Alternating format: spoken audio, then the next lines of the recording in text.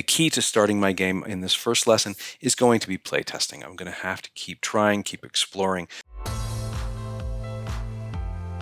For this first lesson, I'm just going to rough out my game. I'm going to put objects in place. I'm going to try to map out what my world will look like. But I'm going to keep in mind that as the lessons progress and as I keep building my game, I'm probably going to change a lot of this stuff.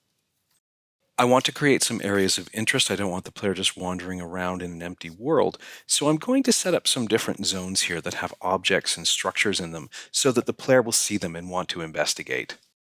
Then I need to make sure I have enough food spawners for the player to actually get there. I also want to put food spawners outside of those areas so that the player feels free to explore. The key to starting my game in this first lesson is going to be playtesting. I'm going to have to keep trying, keep exploring, figure out what the limitations of the world are, and see how I can make it actually possible for my player to explore the majority of this world. And I can't forget the coins. I need for my player to be able to find these rewards as they go to show them that they're progressing in the game.